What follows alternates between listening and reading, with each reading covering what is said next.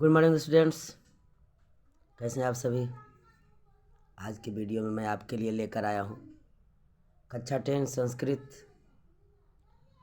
भारत महिमा, जो पाठ पंचम से है। जैसा कि आप सभी जानते हैं, हिंदी व्याकरण या फिर इंग्लिश ग्रामर का मैं कोई वीडियो भी नहीं दे पा रहा हूँ, क्योंकि मैं लाइव क्लास लेना चाहता हूँ। बस थोड़ा सा और इंतज़ार करें, आशा है 1-2 दिन में हो ही जाएगा। नहीं होगा तो फिर मैं वीडियो दूंगा। अभी मैं जो फ़िलहाल संस्कृत का बुक से जो मैं वीडियो दे रहा हूँ, सबसे पहले उसका मैं अर्थ देता हूँ। अगर अर्थ आप हिंदी अर्थ समझते हैं तो उससे आने वाले एग्ज़ाम में जो प्रश्न का उत्तर देना होता है आप आसानी से दे पाएंगे। और जहाँ तक बात रह गई संस्कृत में जो आंसर देना आता है, उसकी संख्या बहुत ही कम होती है। तो अगर आप हिंदी समझेंगे तब संस्कृत भी समझ में आएगा, क्योंकि है तो संस्कृत सभी भाषाओं की जननी, परंतु यहाँ उल्टे पड़ रहा है ना। हमारी मातृभाषा जो हिंदी हो गई, हिंदी हमें समझ में ज़्यादा आती है और अदर सब्जेक्ट कम आती है, अदर लैंग्वेज कम आती है।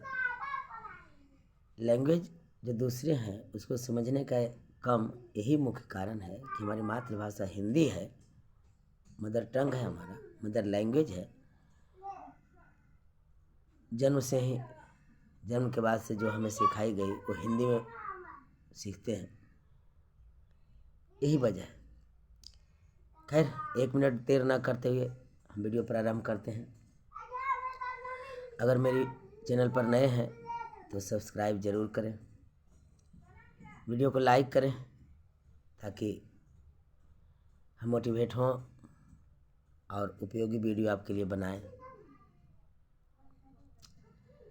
बढ़ते हैं वीडियो की ओर। भारत महिमा शीर्षक से ही जो हेडिंग दी गई है भारत महिमा, इससे ही पता चल रहा है कि भारत में हमारा देश भारतवर्ष, उसकी महिमा, उसकी ख्याति के बारे में इसमें बताई जाएगी। प्रस्तुत पाठ में भारत महिमा का ही वर्णन किया गया है, उसकी विशेषताओं का वर्णन किया गया है। आरंभ से ही जब मानव पढ़ना लिखना सीख लिया, उसका लिखित विवरण आने लगा। पाषाण काल में ले लीजिए तो पत्थरों पर लिखी जाती थी, फिर धीरे धीरे पत्थरों पर पेपरस नामक पौधा से पेपर बनाई गई, कागज़ बनाई गई, आज डिजिटल हो गया। तब से ही भारत केंद्र बिंदु रहा है। कौन कौन क्षेत्रों में? ज्ञान विज्ञान में, शिक्षा संस्कृति में, धर्म और राजनीति में। आप जानते हैं कि हमारा देश विभिन्नता में एकता वाला देश है। यहाँ विभिन्न धर्म जाति के लोग निवास करते हैं। यह धरती जो मेरी मातृभूमि है भारतवर्ष, स्वर्ग के समान है। यहाँ ईश्वर भगवान भी इस मानव योनि में हम लोग जैसा मनुष्य शरीर धारण करते हैं और हम लोग जैसा ही वे भी इस शरीर को त्याग कर अपने धाम को वापस लौट जाते हैं। बढ़ते हैं अब लेसन की ओर। हम अस्माकं देश भारत वर्षमिति कथ्यते, हमारा देश भारतवर्ष कहलाता है। हमारा देश भारतवर्ष कहलाता है।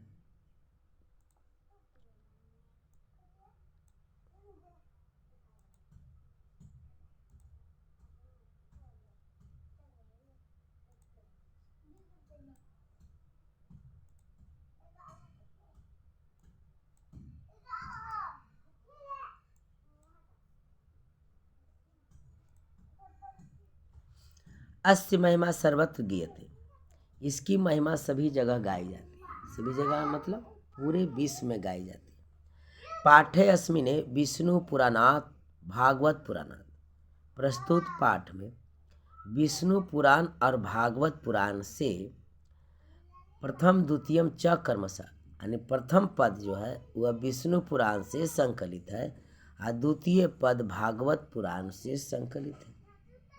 यहाँ से सवाल बनेंगे जी, कि भारत की महिमा कहाँ गाई जाती है? सभी जगह गाई जाने वाली किसकी महिमा है? भारत की। प्रथम पद कहाँ से संकलित है? किस पुराण से संकलित है? विष्णु पुराण से। द्वितीय पद भागवत पुराण से संकलित है। पुराण के रचयिता कौन है? महर्षि वेद व्यास। च कर्मश पदयम गृहीतमस्ति अवशिष्टानि पदयान अध्यक्षेन निर्मीय प्रस्तावितानि। और जो शेष पद है वे अध्यक्षों द्वारा प्रस्तावित है। भारतम प्रति भक्ति अस्माकं कर्तव्य रूपेण वर्तते। भारत के प्रति हमारा यह कर्तव्य है कि हम अपनी भक्ति निष्ठा को प्रकट करें, इस देश की सेवा करें, देश का विकास हो। अब ऐसे भी हमारा देश तो वसुधैव कुटुंबकम को मानने वाला है। मैं एक श्लोक बोलना चाहता हूँ जो कि महाभारत से रिलेटेड है। अगर टेलीविज़न पर देखे होंगे, आज मोबाइल पर भी देखते होंगे। यदा यदा हि धर्मस्य ग्लानिर्भवति भारत अभ्युत्थानम अधर्मस्य तदात्मानं सृजामि। भगवान विष्णु अर्थात इसमें श्री कृष्ण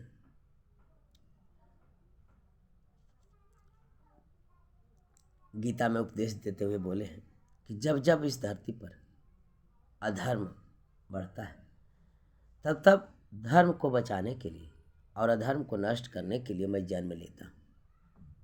और कहाँ लेते हैं? भारत में। अब लेसन की ओर चलते हैं हम लोग, जो पौराणिकी है। गायंती देवा कील गीत कानी धन्यास्तु ते भारत भूमि भागे स्वापर्व पर्वग अस्पद मार्ग भूते भवंती भूय पुरुषा सुरत्वात। सुरमस देवता होता है। गायंती देवा कील गीत कानी, देव भी गीत गाते हैं, देव भी गीत गाते हैं। वैसे लोग धन्य हैं जो स्वर्ग और मोक्ष के योग साधन स्वरूप भारत भूमि पर जन्म लिए हैं और देवता रूप को प्राप्त कर लेते हैं। अर्थात हम भारतवासी धन्य हैं, सौभाग्य से इस भारत भूमि में मेरा जन्म हुआ है। हम लोगों को गौरवान्वित होनी चाहिए कि हम लोगों का जन्म भारतवर्ष में हुई है। ये जो प्रस्तुत पद है इसकी व्याख्या करने भी आती है। अगर एग्जाम में प्रस्तुत पद दे दिया, अगर एग्जाम में प्रस्तुत पद दे दिया कि गायंती देवा किल गीतकानी धन्यास्तु ते भारत भूमि भागे स्वापर्वगा अस्पद मार्ग भूते भवंती भूय पुरुषा सुरत्वात्, इसकी व्याख्या करें।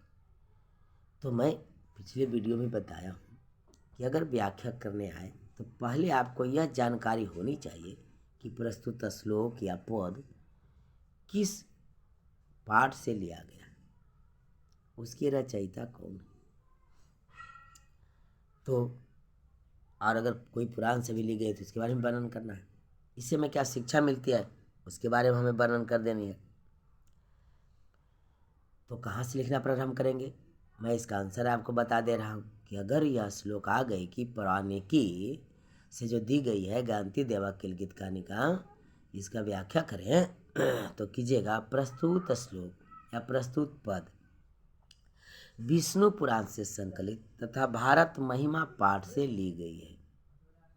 किस पुराण से संकलित है? विष्णु पुराण से। और किस पाठ में है? भारत महिमा पाठ में संकलित है या उससे ली गई है। इसमें भारत देश की विशेषताओं के बारे में कहा गया है। पैराग्राफ चेंज करके अब लिखनी है।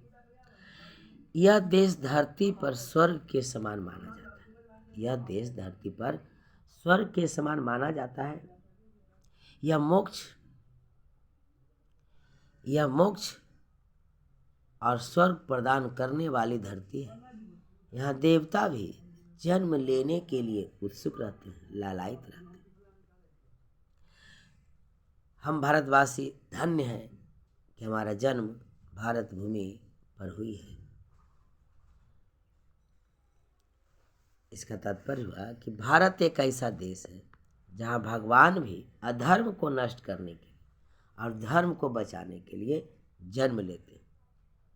ऐसा हम लोग दशावतार स्तुति पाठ एक था हम लोग को पढ़ने का, फिलहाल 10th में नहीं है, जिसमें भगवान विष्णु द्वारा लिए गए 10 अवतारों का वर्णन किया गया। कुछ अवतार तो जैसे हम लोग जानते हैं, रामायण देखें टीवी पर राम भगवान, महाभारत देखें कृष्ण भगवान, बुद्ध अवतार तक ली गई है। अंतिम अवतार कलिक अवतार है, जिसे होना है वो कलयुग में उनका अवतार होगा। 9 अवतार हो चुकी है।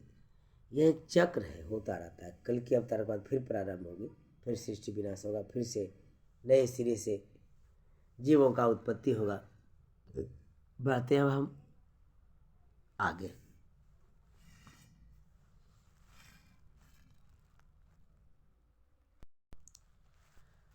अहो अमीसाम किमकारी शोभनम, अहो अमीसाम किमकारी शोभनम, प्रसन्न एषाम श्रीदूत स्वयं हरि, यर्जन्म लब्धम नृषु भारता जिरे, मुकुंद सेवापैक स्पृहाहीन। अर्थात भारत भूमि का आकार शोभनीय है। भारत भूमि क्या है? शोभनीय है कि स्वयं हरि भी, यानी भगवान विष्णु भी, स्वयं हरि भी इसको देखकर प्रसन्न होते हैं, खुश होते हैं। अथवा जिनके द्वारा भारत के प्रांगण में, यानी भारत भूमि में मनुष्यों में जन्म लेकर श्री हरि की सेवा करने के योग का नसीब प्राप्त हुआ हमें।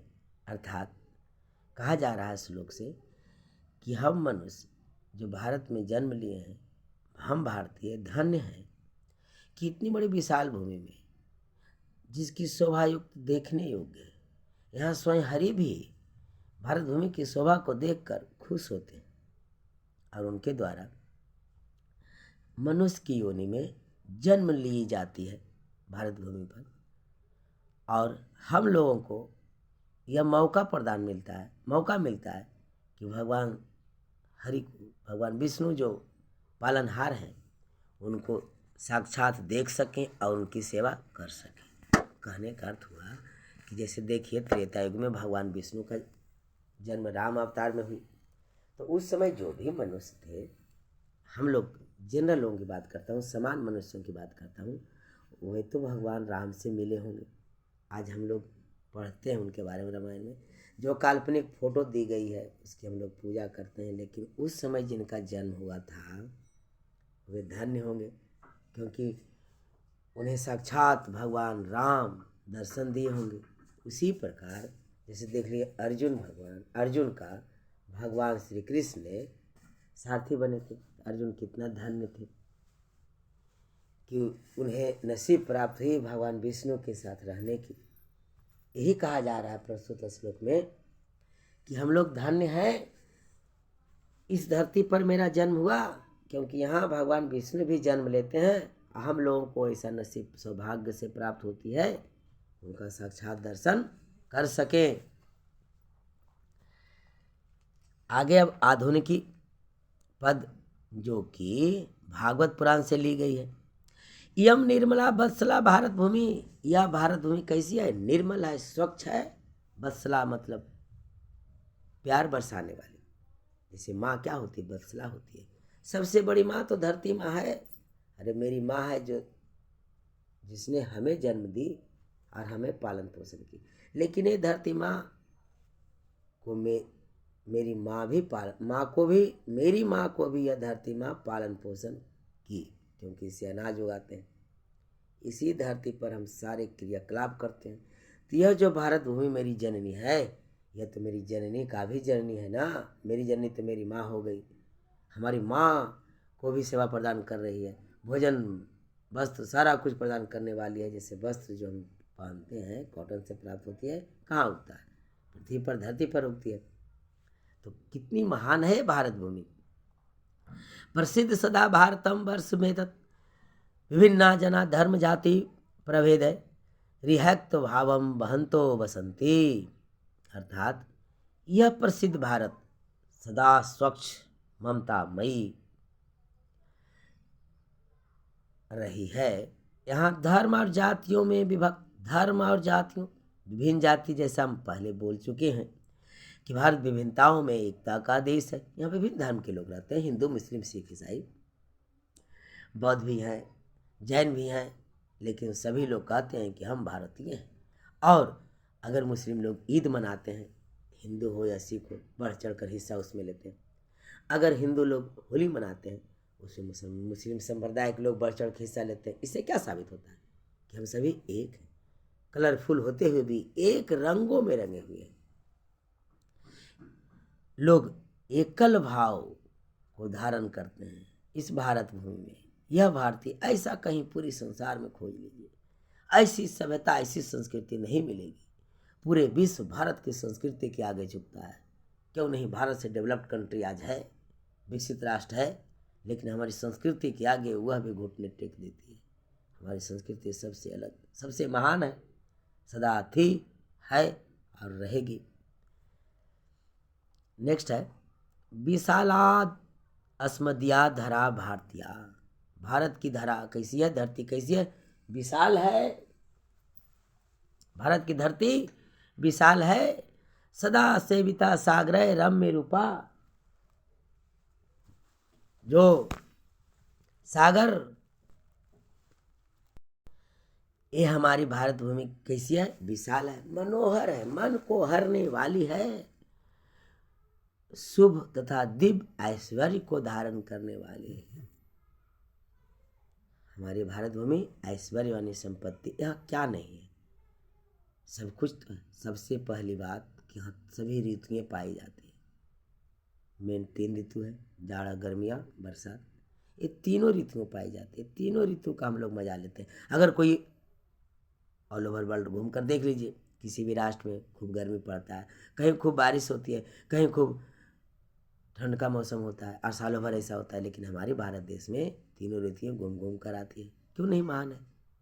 उत्तर में हिमालय प्रहरी की तरह कार्य कर रहा है और तीनों ओर समुद्र से घिरा हुआ है। यहाँ की नदियाँ सर्वदा बहने वाली है, सदा बहने वाली नदियाँ हैं, जिसमें सालों भर पानी रहती है, क्योंकि ये नदी हिमालय पहाड़ से निकली है। इस हिस्ट्री में, ज्योग्राफी में, ऐसा क्वेश्चन आप 7-8 में पढ़े होंगे कि हिमालय से निकलने वाली नदियों में सालों भर पानी क्यों रहता है, क्योंकि हिमालय बर्फ से ढका हुआ है। अब बर्फ के पिघलने से पानी का निर्माण होता है, नदियों में सालों भर पानी रहती है। और नदी से हमें क्या क्या फायदे, कल कारखाने के निर्माण होते हैं, अगल बगल सिंचाई करते हैं, नहर निकालते हैं, पन बिजली उत्पादन करते हैं। उसकी द्वारा लाई गई जलोढ़ मिट्टी से भूमि उपजाऊ होती है। कितनी लाभ है हमें नदियों से। तो प्रस्तुत पद में कहा गया है कि यहाँ पर्वत है, निर्झर है, झरना है, यहाँ की जो नदियाँ हैं सदा हमेशा बहने वाली है। इन सबों से भारत भूमि हमारा जो विशाल है, सुशोभित है। जगत गौरम, जगत का गौरव है हमारा भारत, शोभनीय।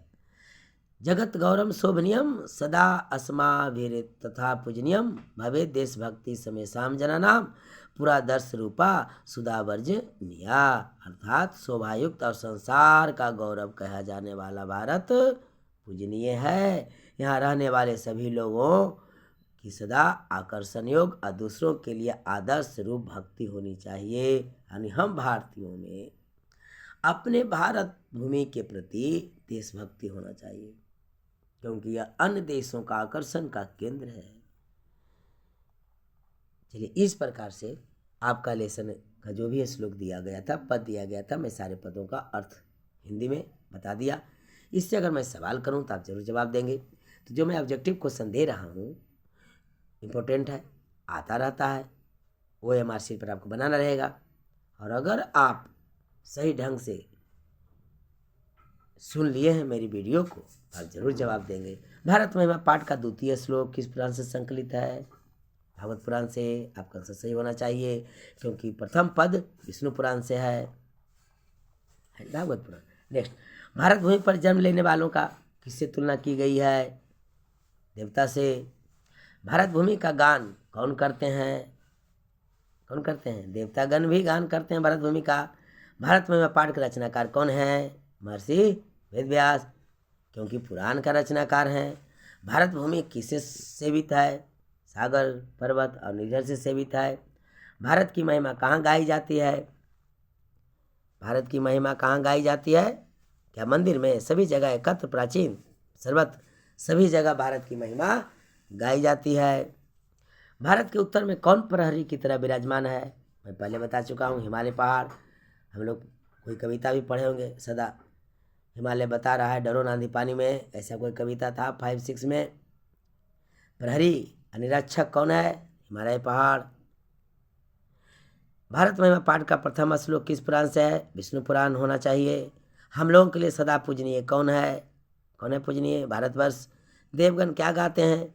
गीत गाते हैं। देवगण क्या गाते हैं? गीत गाते हैं।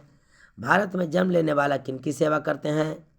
किनकी सेवा करते हैं? श्री हरि भगवान विष्णु की सेवा करते हैं। भगवान कहाँ जन्म लेना चाहते हैं? भारतवर्ष में। किसके गीत देवता भी गाते हैं? भारतवर्ष के। प्रस्तुत पाठ से दी गई होगी, फिल इन द ब्लैंक्स है। गंती देवा खालिस्तान पुरुषा सुरत्वात् किस पाठ से लिया गया है? तो भारत महिमा पाठ से संकलित है। मोक्ष प्रदान करने वाली भूमि कौन है? भारत। अहो अमीशाम अस्पृहाहीना किस पुराण से लिया गया है? भागवत पुराण से लिया गया है। आप बुक में मिला सकते हैं, देख सकते हैं। भागवत पुराण में से जो ली गई है आपका आधुनिकी वाला सेकेंड पद वाला, उसमें दिया गया होगा। पुराण के रचनाकार कौन है? वेद व्यास। हम सबों का कर्तव्य क्या है? राष्ट्रभक्ति, राष्ट्र से प्रेम करनी चाहिए। भारत आधुनिक गीत के रचनाकार कौन है? आधुनिक गीत के रचनाकार कौन है? उमाशंकर मिश्र। यहाँ के लोग किस भाव से निवास करते हैं? एकता। यस, एकता भाव से निवास करते हैं। कौन सी भूमि पवित्र और ममतामयी है? भारत भूमि। ये गलत आंसर यहाँ मिसप्रिंट है, वन भूमि नहीं, भारत भूमि होगा, सी आंसर होगा। कौन सी भूमि पवित्र और ममतामयी है? भारत भूमि आंसर लगाइएगा, सी वाला। अयम निर्मला वहंतो बसंती किस पाठ से लिया गया है? भारत महिमा पाठ से लिया गया है। हम लोगों की देशभक्ति कैसी होनी चाहिए? आदर्श। कितने पुराण हैं? 18 पुराण हैं। किस देश में देवता बार बार जन्म लेना चाहते हैं? भारत में। इसके बाद अब मैं जो सब्जेक्टिव क्वेश्चन दे रहा हूँ, ऐसा क्वेश्चन आपकी बुक में नहीं है, लेकिन पिछले कुछ सालों से लगातार 16 नंबर का सवाल पूछ रहा है। पहले हम लोग के समय में 2-4 प्रश्न पूछते थे, लेकिन अब कुल 8 प्रश्न का जवाब देना होता है। 2 अंक स्तरीय होती है। 10 या 12 सवाल रहेंगे, उनमें से कोई 8 का जवाब देना होगा। इस प्रकार के प्रश्न, जिस प्रकार मैं सब्जेक्टिव क्वेश्चन दे रहा हूँ हर एक पाठ में। चलिए इस पाठ में मैं क्या दे रहा हूँ, देखिए। फर्स्ट क्वेश्चन है, मातृभूमि का वर्णन किस रूप में किया गया है? पठित पाठ के आधार पर आप उत्तर दें। जो भारत महिमा पाठ में आपने पढ़ा कि भारत भूमि का जो वर्णन किया गया, इसके सौंदर्य का वर्णन किया गया, बस वही लिखना है। हिमालय की गोद में बसा हुआ भारत स्वर्ग के समान सुंदर है। कश्मीर से कन्याकुमारी तक एकता और समदर्शिता दृष्टिगोचर होती है, दिखने को मिलता है। यह भारत भूमि निर्मल है, ममतामयी है। यहाँ लोग धर्म जाति के भेदों को भूलकर एकजुट होकर एक भाव से रहते हैं। विभिन्न प्रकार के पर्व त्यौहार यहाँ की एकता को एक सूत्र में बांधती है।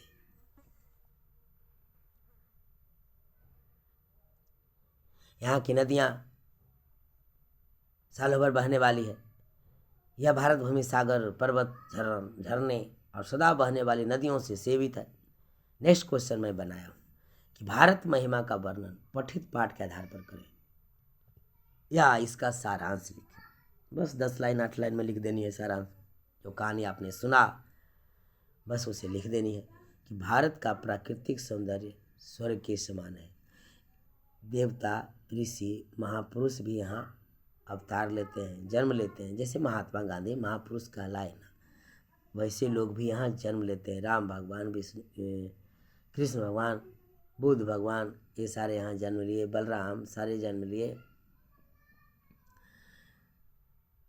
कच्छप अवतार है, मीना अवतार है, ये सारे भगवान विष्णु ही अलग अलग रूपों में यहाँ जन्म लिए। ये सब महिमा विष्णु पुराण में वर्णित है और भागवत पुराण में वर्णित है।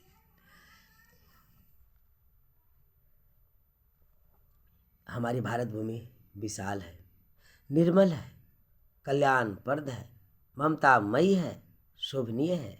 यह संसार का गौरव है जो सदैव पूजनीय है। यह हमारी भारत भूमि सदैव वसुधैव कुटुम्बकम का पालन करती है। संपूर्ण पृथ्वी हमारा परिवार है। क्वेश्चन नंबर 3 देखते हैं। भारत महिमा पाठ का 5 वाक्य में आंसर दें। जस्ट लाइक आपका सेकंड का हो जाएगा। यानी सारांश जैसा आपको 5 ही वाक्य में शॉर्ट करके लिख देनी है कि प्रस्तुत पाठ में भारत की महिमा यानी महत्व के बारे में वर्णन किया गया है। हम भारत भूमि की महिमा का वर्णन किया गया है। यहाँ देवता लोग भी जन्म लेने के लिए ललायित रहते हैं, उत्सुक रहते हैं, और हम लोग धन्य हैं कि हमारा जन्म भारत भूमि में हुई है। यहाँ विभिन्न धर्म के लोग निवास करते हैं, फिर भी एकजुट होकर रहते हैं। भाईचारा उनमें कूट कूट कर भरा हुआ है। नेक्स्ट क्वेश्चन है कि देवता लोग किस देश का गुणगान करते हैं और क्यों करते हैं? तो आपको मैंने बताया पद का जब मैं हिंदी अर्थ दे रहा था कि देवता लोग भारत महिमा के गीत गाते हैं, लेकिन क्यों गाते हैं वो सुनिए। भारतीय भूमि स्वर्ग और मोक्ष प्राप्त करने का साधन है। जो जिनका जन्म भारत में हो चुका है, समझिए सौभाग्य से हुई है। कुछ लोग जो अधर्मी हैं वही स्वर्ग नहीं जाएंगे, उन्हें ही मोक्ष की प्राप्ति नहीं मिलेगी। यह जानते हुए भी हम अधर्म क्यों करते हैं? अहिंसा परमो धर्म को क्यों नहीं अपनाते हैं? जैसे हम लोग बुक में पढ़ लिए, कोई डॉक्टर भी कह देते हैं कि मांस मछली खाओ। अगर हम बकरी के बच्चा को काट कर खा लिए, खुश हुए कि हमारे शरीर में प्रोटीन, विटामिन, कार्बोहाइड्रेट, फैट मिलेगी। क्या कार्बोहाइड्रेट, प्रोटीन, विटामिन साग सब्जियों, फलों में नहीं है? अनाजों में नहीं है? है प्रचुर मात्रा में। मेरा विचार से उससे कहीं ज़्यादा है, सिर्फ स्वाद के लिए खाते। मैं एक छोटी सी कहानी आपको बताता हूँ। महात्मा गांधी जब इंग्लैंड गए तो एक अंग्रेज उनका दोस्त थे। उन्होंने कहे, गांधी अरे तुम इतने दुबले पतले क्यों होते जा रहे हो? मांस मछली का सेवन क्यों नहीं करते? तो गांधी जी बोले, अरे मैं तो अहिंसा का पुजारी हूँ, मैं मांस मछली नहीं खाता हूँ, आई एम वेजिटेरियन। इतने में अंग्रेज कटाक्ष करते हुए बोले कि अरे अगर तुम खा लोगे एक बार तो बार बार खाओगे। प्रेशर बनाया उन्होंने कि गांधी जी खाएं। तो गांधी जी बोले, उन्हें न्योता दे दिए। गांधी जी बोले कि तुम मेरे ही डेरा पर आओ, मेरे ही कमरे में आओ। मैं जहाँ वो रहते थे वहाँ तो घर बनाए नहीं थे ना, जैसे हम लोग किराए पर घर में रहते हैं वैसे रहे होंगे। मेरे रूम पर आओ, हमारे द्वारा बनाया गया मांस को, मीट को तुम खाना। गांधी जी जो छोटा पत्थर की गिट्टी होती है ना, घर बनाते हैं हम लोग, मांस का टुकड़ा जैसा, 2-4-5 टुकड़े ले लिए और गरम मसाला का प्रयोग करके प्याज लहसुन बढ़िया से देके झोर बनाए, चावल बनाए उन्होंने। तो अपने थाली में, गांधी जी अपने थाली में चावल के साथ वो पत्थर का टुकड़ा, और जिसे हम लोग झोर कहते हैं, ग्रेवी बोलते हैं, वह भी लिए। लेकिन अंग्रेज के थाली में सिर्फ ग्रेवी दिए और टुकड़ा नहीं दिए। स्वाद महक से ही उनके मुंह में पानी आने लगा अंग्रेज के। अरे गांधी तुम अपने थाली में पीस लिया, हमको नहीं दिया। स्वाद तो बहुत अच्छा है, लपेट कर खाया चावल और ग्रेवी को, हमको भी दो। तो गांधी जी बोले चलो मेरा ही ले लो ना, सब तुम सब खा लो। देखते हैं हाथ डाल के, तो सारा पत्थर का टुकड़ा था, पत्थर का टुकड़ा निकाल के ग्रेवी चावल खाए, तृप्त हो गए। वो अंग्रेज भी शाकाहारी बन गए। तो हम लोग केवल स्वाद खाते हैं। मैं कहता हूँ कि यही मांस में अगर गरम मसाला ना डाले, पका कर खाएं तो नहीं खाइएगा।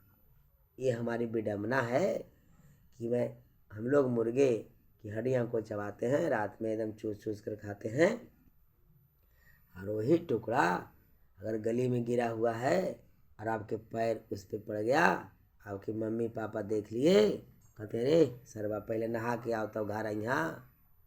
बताइए, जबकि 4-5 घंटा 8 घंटा पहले वही हड्डी का टुकड़ा आपके थाली में था, आप मुँह में डालकर चूस रहे थे। ये विडम्बना ही तो है हमारी।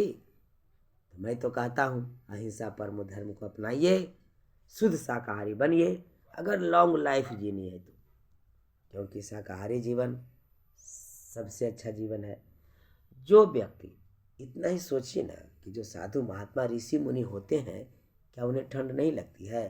ठंडे के मौसम में भी बिना कपड़े के वे भस्म मल के घूम रहे हैं, और हम लोग रजाई कंबल इनर स्वेटर पहनकर शाम में कहते हैं अरे बहुत ठंडा है, मुर्गा बनाओ, अंडा खाओ, इससे एनर्जी मिलेगी, गर्मी होगा शरीर में, गर्माहट आएगी।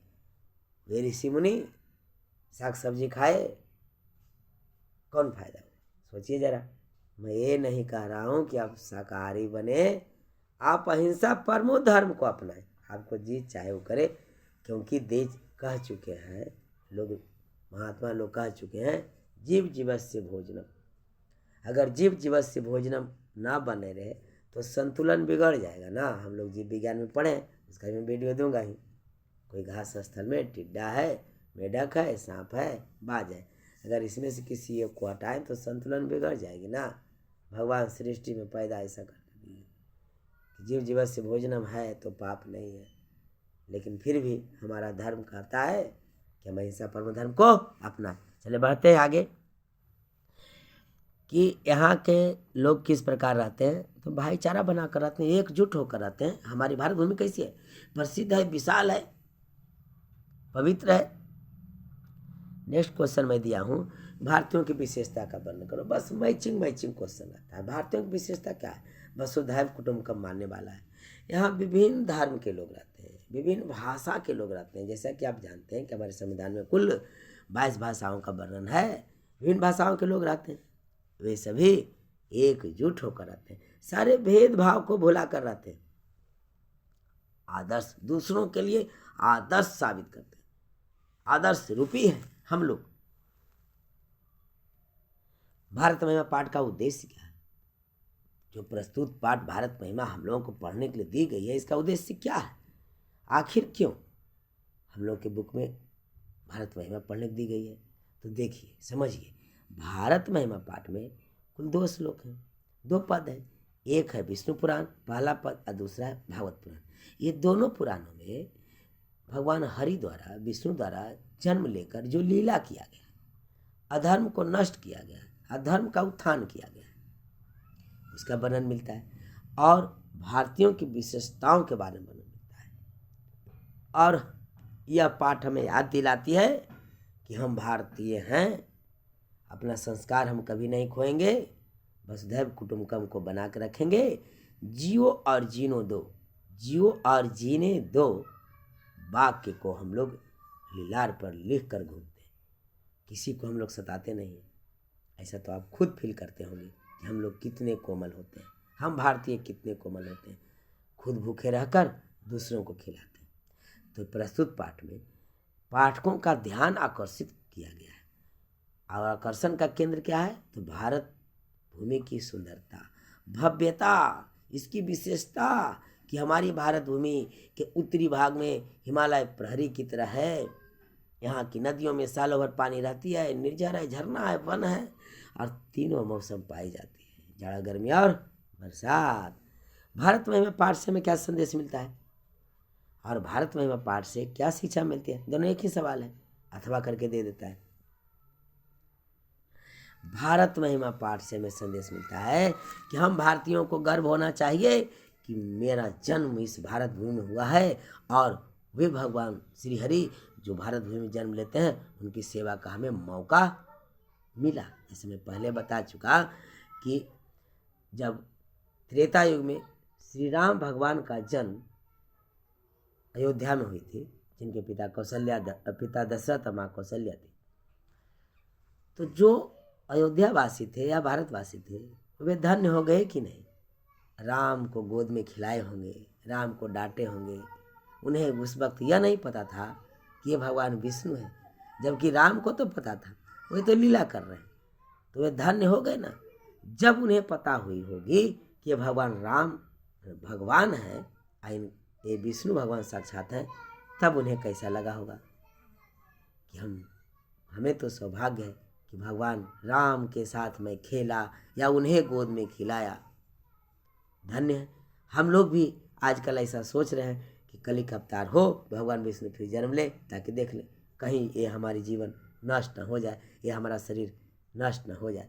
लेकिन अभी भगवान विष्णु का जन्म नहीं होगा, क्योंकि अभी कलियुग अवतार लेना बहुत समय बाद होगी, क्योंकि कलयुग जो चल रही है अभी लंबा समय तक चलेगा। और कलयुग को लंबा समय खींचने का अगर ध्येय जाता है तो हम भारतीयों की है, क्योंकि हम लोग अपनी कल्चर, अपनी संस्कृति को कभी नहीं भूल रहे हैं, चाहे कुछ हो जाए, क्यों ना हो जाए। कभी भी देखते हैं, आप सिविक्स पढ़ते हैं, टेलीविजन में समाचार सुनते हैं, अगर एक देश दूसरे देश से झगड़ता है तो भारत उसको क्या कहता है? शांति का दूत, शांति का मैसेज देता है।